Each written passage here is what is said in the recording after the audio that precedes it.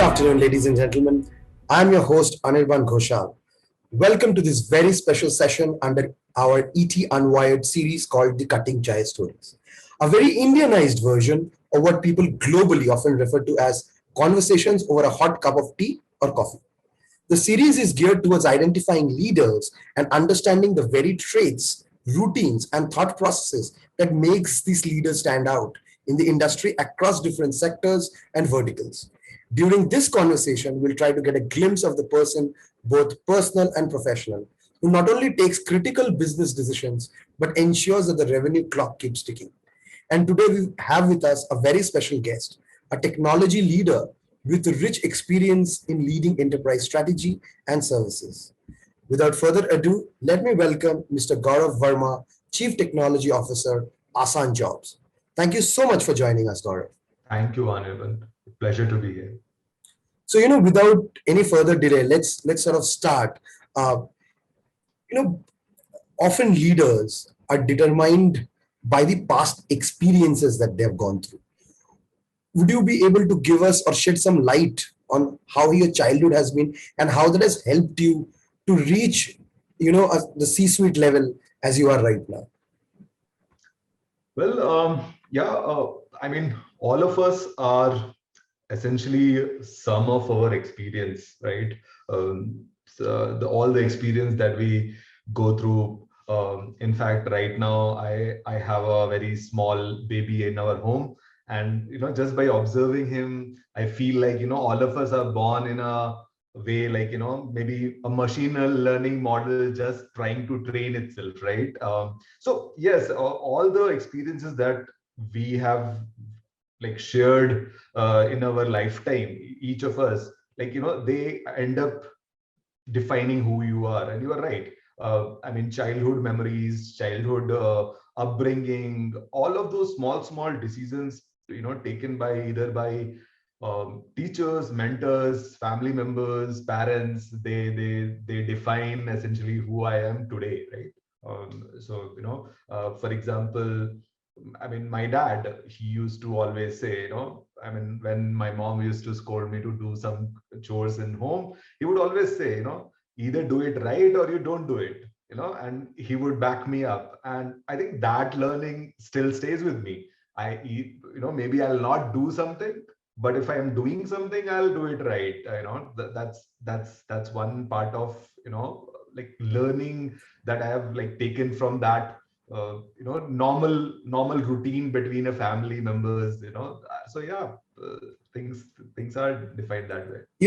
I'm just curious, computers in India, I mean, during the time of your education, Yeah. computer education was still nascent in India, right? So how has been your journey on that front? I mean, from you come from a village. Last time we spoke, you said you come from a village. So from a village boy to a CTO today, right? How has that journey been?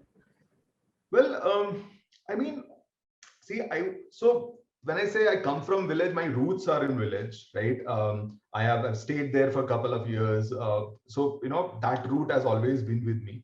But at the same time, my dad was also in Navy, so my primary schooling was done in Kendriya Vidyalaya, and I was lucky and blessed to have teachers like that, shape up my childhood around that. But you're right. I mean, computers was almost like nowhere to be seen that time, right? In fact, that is true for not just the batch that I belong to. It was true for maybe 1 year junior batch than me, and a couple of years senior batches than me. But at the same time, I think uh, because we didn't knew, right, what computers was, or how things work. I mean, there was a lot of, I think, craze around understanding it. And I think a couple of people that I have been lucky to be part of during college times had that craze, to understand things, to explore things. That really helped me, I would say. From a floppy disk of Yeah. 3.5 inches to a 5.5 inches Yes. to big data Yes. to data residing in the cloud. That's been quite some developments and evolution on the technology front, right? It has Uh, been. How do you recall your first experience in a computer lab at school, and how do you look back on that time?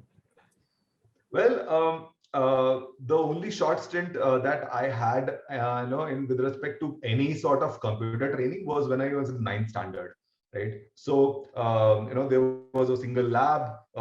We used to get half an hour slot every week in that lab during that period, right? And you know, I was of course fascinated by this. Of course, it had only basic language back then, some amount of Lego, and 64 KB of RAM, right?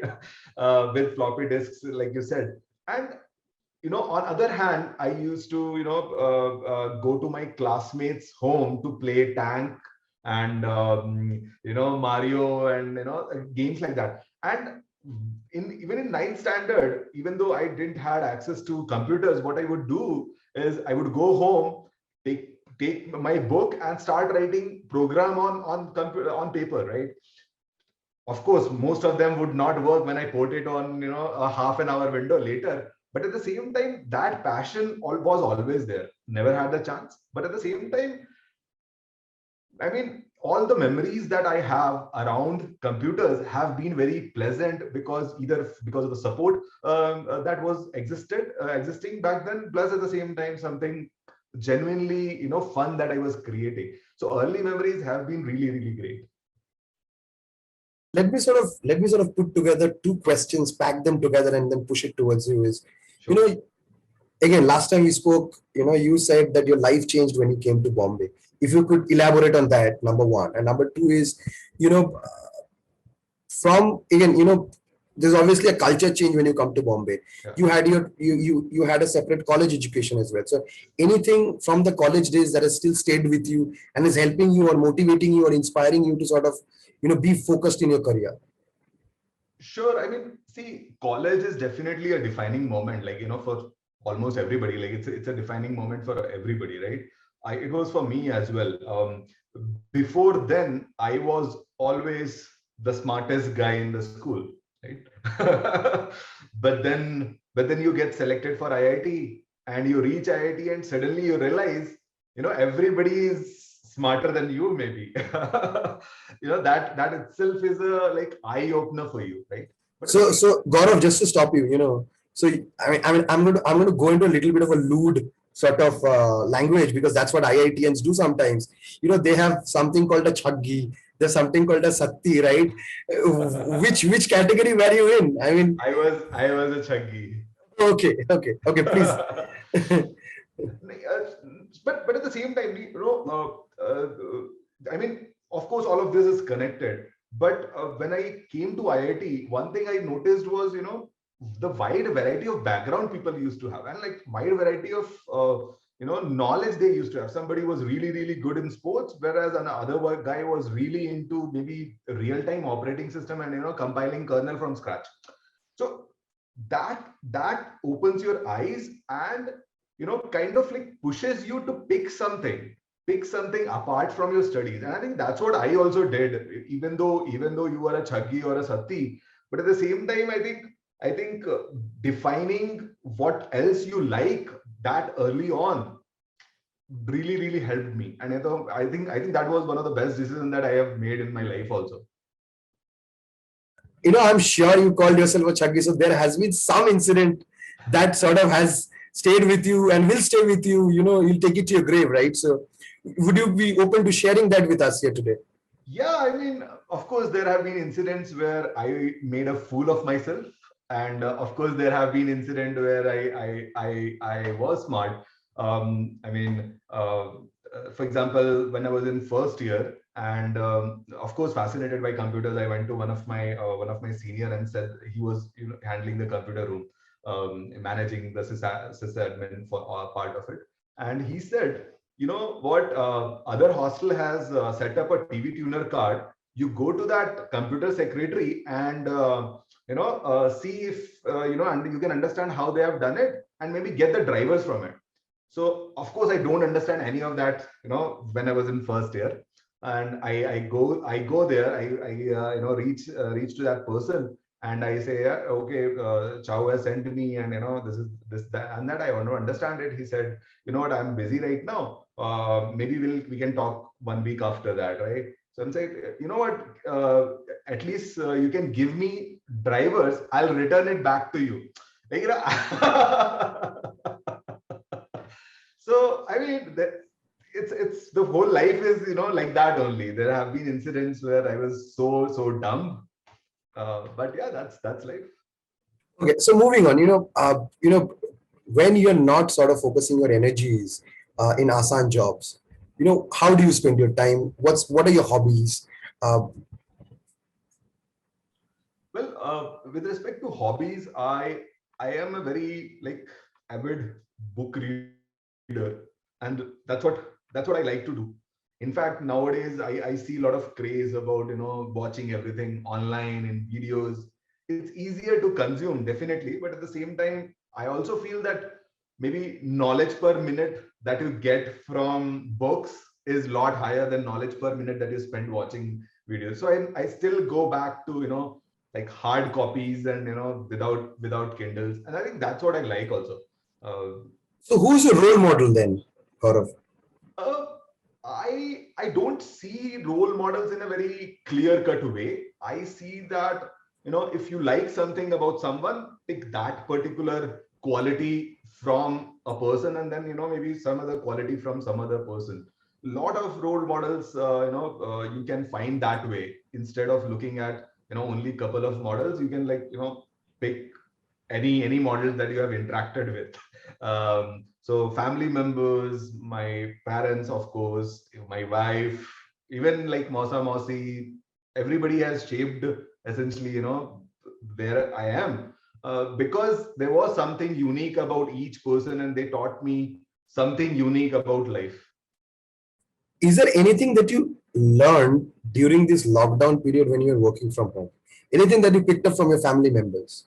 um, I would not say learned picked up from my family members, but one thing I learned about myself is I am not a introvert, like maybe not a very introvert person like I used to believe I am, because even in this lockdown I was craving for that team bonding, meeting people, like interacting with people, right?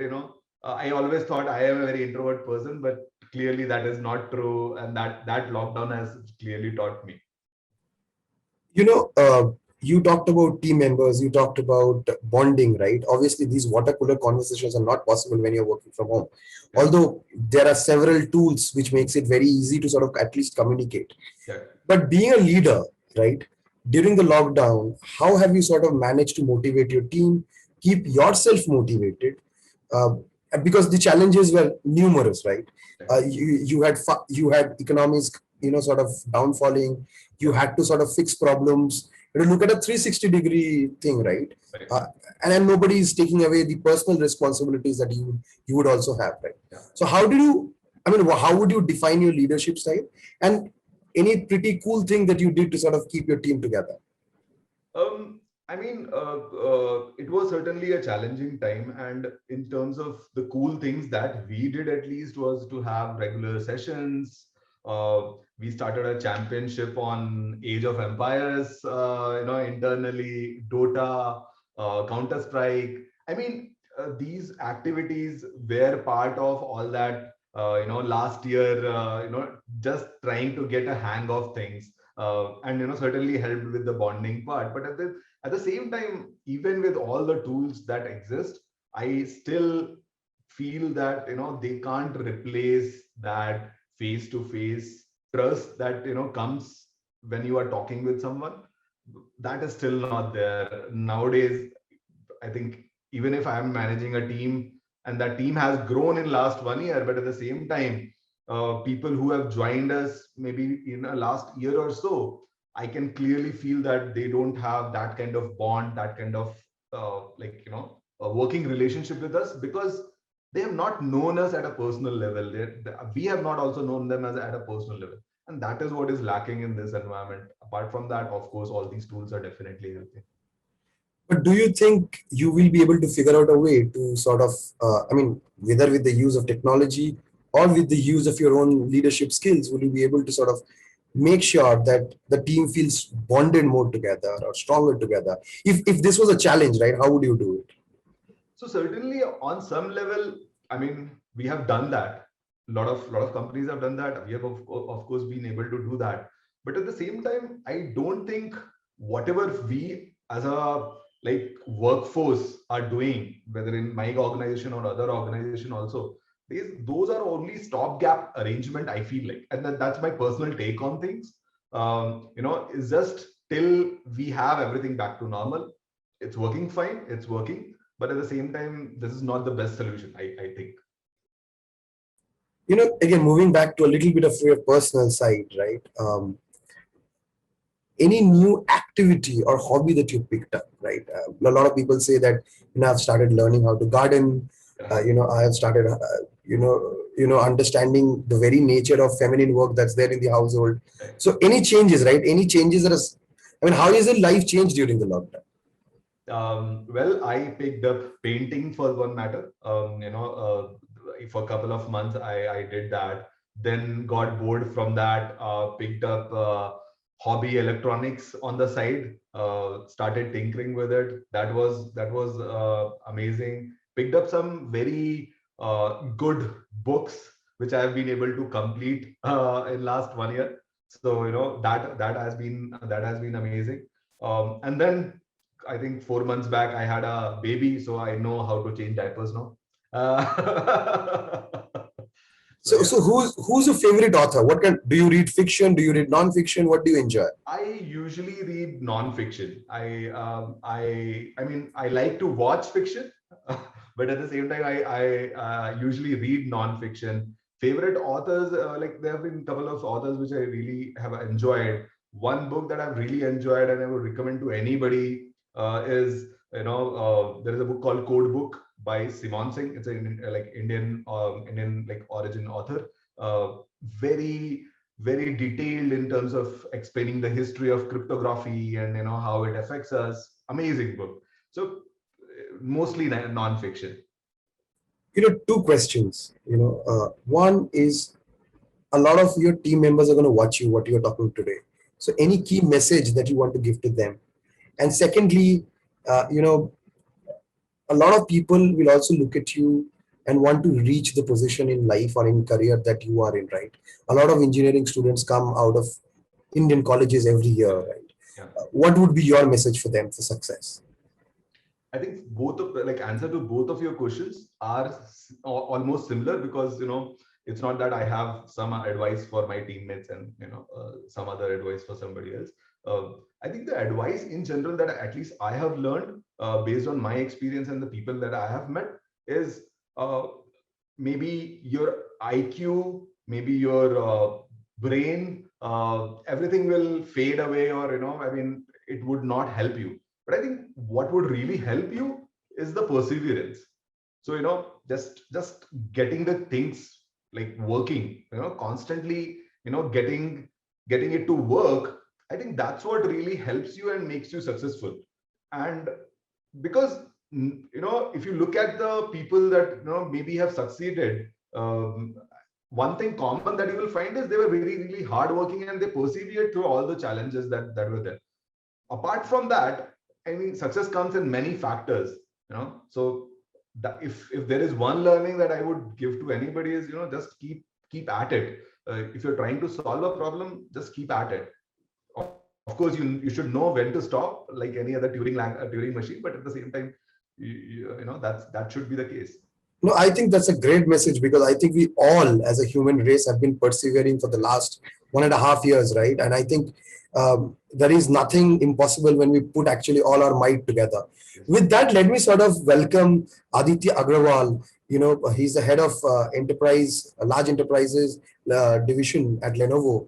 Aditya, welcome. Thank you, Nirvan. Before I move on to Aditya, I will have the same question for both Aditya and Gaurav. So let me, and since I've been speaking with Gaurav and Gaurav seems to be in a good flow of things, so let me sort of start by asking Gaurav, uh, you know, what are the challenges faced by the industry in 2021? Is there an innovation that you foresee, and how can you get prepared for it for the coming years? And when I say industry, of course, I mean your industry. I think the challenges that, and I think this question also spans to other industries, and the solution also is that how do you ensure a remote workforce is working properly with all the security that you enjoyed when everybody was working from office. All of the companies, all of the organizations have crucial data on devices, on cloud, on infrastructure. How do you ensure the security of it? And of course, in this remote working environment, how do you ensure the other thing that we were earlier talking about, the bonding part, connecting people, ensuring that they have all the tools which are necessary for them to work. I think that's a major challenge, and that's where major innovation will also happen as we will move forward, because clearly this pandemic is not going anywhere. So, Aditya, you want to sort of give your take on the question? Absolutely, totally agree with Gaurav, because when we started, right, it was suddenly a bulb which went off, right, and you had no map, you had no torch, you had nothing, right, Yeah. and you had to figure out the way while being scared that I don't know what is going to happen to me. Will I survive at the end of the year, right? That was the challenge that we faced immediately, right? So how do you keep people productive but keep them engaged, right? You have to motivate them also, get the work done also, and give them that comfort also, right? So that was a definite challenge when we faced. And from our customers angle, the biggest challenge we faced was on our after sales support, right? Because people would be there in contact center, suddenly everyone had to go home, Yeah. and work from there. So, and there was impact in the beginning. So how the team actually scaled up quite a lot. We had to do innovations. We had mobile vans reaching our customers premises or apartments, saying that, hey, you give us the laptop, we'll fix it there and give it back to you. That was the biggest challenge we face. And one challenge we keep on facing right now is the whole logistics part, right? The supply chain, everything has become so unpredictable. So we need to be more smart, and we need to be more prepared, right? And I've seen a lot of these challenges are very common across industries. I think what I'm about to say is going to sound funny, but I think that it's critical that what effectively Aditya said was that we actually had mobile ambulances for laptops during the pandemic. But for economies to scale, I think these devices play a very important role. With that, we come to a conclusion of this segment of the Cutting Chai.